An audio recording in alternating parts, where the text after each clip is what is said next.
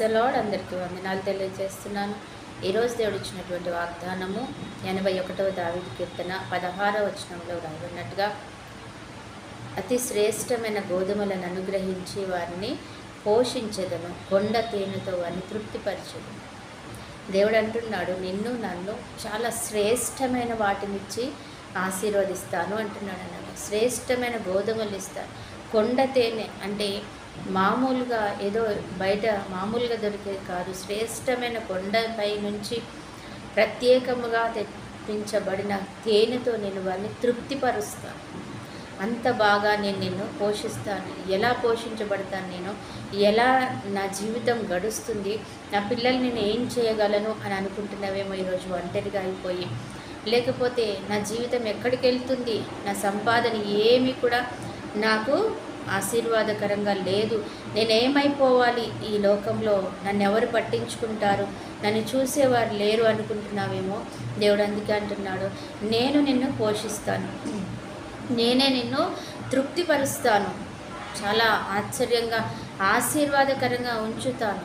ఎలా అంటే శ్రేష్టమైనవి ఇచ్చి నేను బ్లెస్ చేస్తాను అంటున్నాడు అనమాట. ఏదో మామూలువి కాదు.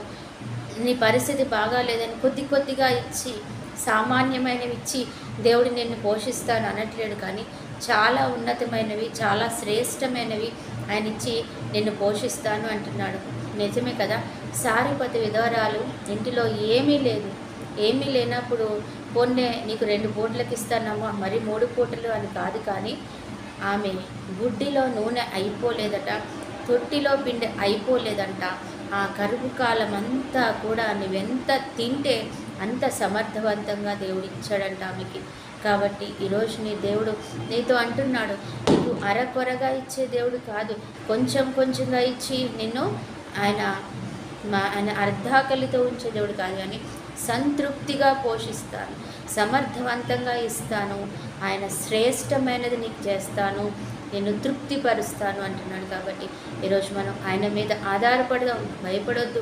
నా జీవితం ఎలా ముందుకెళ్తుంది, నేను ఎలా నడిపించబడతాను, ఎలా నన్ను దేవుడు ముందుకు తీసుకెళ్తాను, నా బిడ్డల పరిస్థితి ఏంటి, వారి యొక్క చదువుల పరిస్థితి ఏంటి, ఉద్యోగాల పరిస్థితి ఏంటి, నా కుటుంబ పరిస్థితి ఏంటి, నా పోషణ ఏంటి, నా ఆరోగ్యం ఏంటి అని ఆలోచించొద్దు. దేవుడు తప్పకుండా మిమ్మల్ని ఆయన కృప ద్వారా ముందుకు తీసుకెళ్ళి నేను అద్భుతం చేస్తాడు. అట్టి కృప దేవుడు మనకి ఇచ్చినగాక. ఆమేన్. ప్రార్థన. పరిశుద్ధుడు అయిన దేవ, ప్రేమ కలిగిన తండ్రి, యేసయ్యా నీకు వందనాలు. మరి ఈ సమయంలో ప్రభా యేసయ్యా మమ్మల్ని జ్ఞాపకం చేసుకుంటున్నందుకు వందనాలు చెల్లిస్తున్నాం. అయ్యా మేము ఏ రీతిగా బ్రతకాలి నాయన అనుకుంటున్న ప్రతి ఒక్కరితో నువ్వు మాట్లాడుతున్నావు డాడీ. నేనున్నాను, నేను పోషిస్తాను, నేను నడిపిస్తాను, నేను కాపుదలిస్తాను. నువ్వు ఇచ్చిన ఈ వాగ్దానాన్ని బట్టి ప్రభా మమ్మల్ని అయ్యా నువ్వు పోషిస్తున్న విధానాన్ని బట్టి కూడా వందనాలు. కొండ తేనెతో తృప్తిపరుస్తాను అంటున్నావు తండ్రి. ఆ రీతిగా మమ్మల్ని ఆశీర్వదించండి తండ్రి. అయ్యా తండ్రి నీ కృప చొప్పున మమ్మల్ని నడిపించండి. ఎంతమంది బిడ్డలైతే ఈరోజు ఆర్థికంగా అయా అనారోగ్యంగా తండ్రి ప్రభు కుటుంబ సమస్యలతో అయా కొట్టుమిట్టాడుతున్నారు, వారిని జ్ఞాపకం చేసుకోవాలి, వారిని తృప్తిపరచండి, సమాధానపరచండి, నెమ్మది కలుగచేయండి తండ్రి. నీకు వందనాలు.